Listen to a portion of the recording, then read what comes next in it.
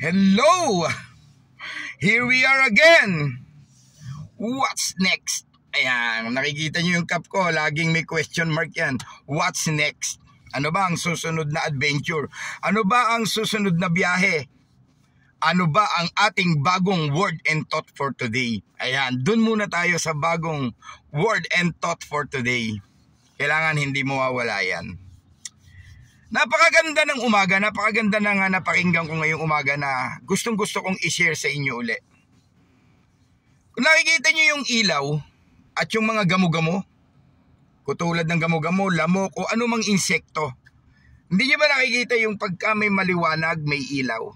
Andyan sila, pinagkukumpulan nila yan, tuwan-tuwa sila, naglalaro sila yan.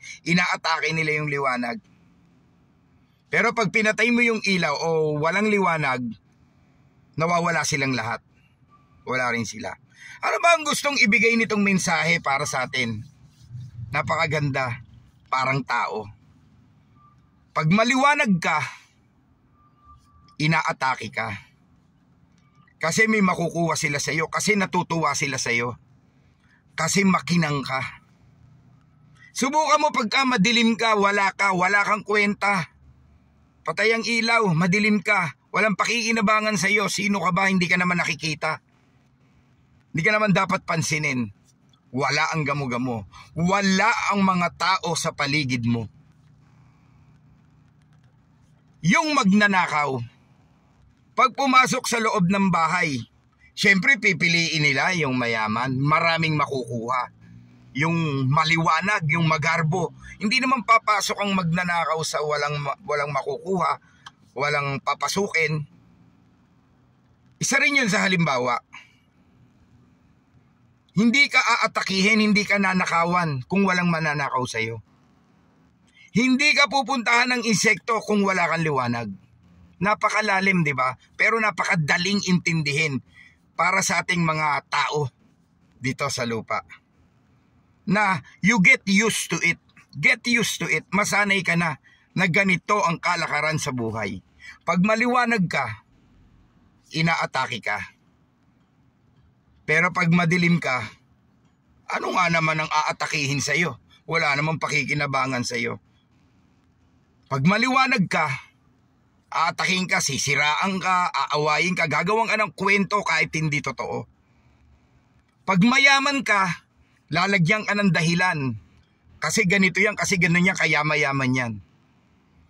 Kaya ninakawan yan.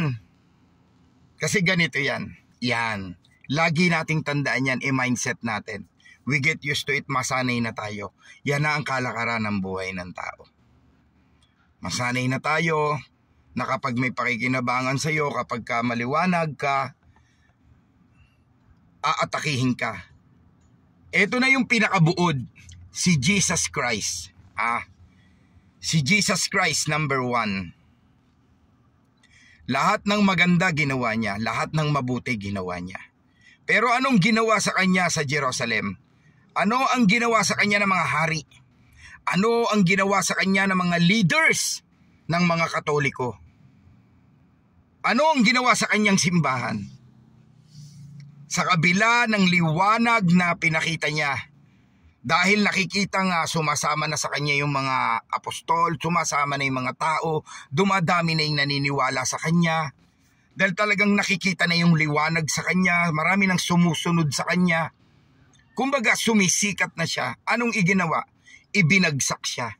Pilit siyang ibinabagsak. Pinagtulungan siya. Wala naman siyang ginawang masama at alam natin yan, nasa Biblia yan. Na kung sino pa yung gumagawa ng mabuti, at kung sino pa yung talagang tao sa puso ang ginagawa, siya pa yung inaatake at pilit ibinabagsak. Pero anong ginawa ni Jesus? Pilit niyang bumangon. Pilit siyang umangat. On the third day, after siya ipako sa krus, he rose again. Nabuhay siya. Hindi siya gumante. Hindi niya pinarusahan ang mga gumawa sa kanya. Bagkos hiningi pa niya ng tawad sa kanyang ama. Napakaganda ng halimbawa. Na kapag ka may nagbabagsak sa iyo, may umaatake sa iyo, may pilit na naiinggit sa iyo at binibira ka, sinasaksak ka patalikod, lalo mong gawing inspirasyon yan. Bumangon ka, umangat ka. Sila ang gawin mong sandigan. Huwag kang susuko. Lalo kang itataas at lalo kang tataas ng tataas ng tataas. Gawin mo silang tungtungan mo. That's our word and thought for today. Ang ilaw at ang gamo-gamo. Life must go on no matter what. Katulad ni Jesus Christ. Ilang beses siya nadapa, niyakap niya ang krus, ibinangon niya. Namatay siya, bumangon siya on the third day. He rose again. Hindi niya sinukuan yon. Ano bang ginawa niya hanggang ngayon? Patuloy siya nagpapatawad at nagbe-bless sa atin. Tandaan nyo, ang blessings, naandyan lang. Naandyan lang. So God bless and more blessings. See ya!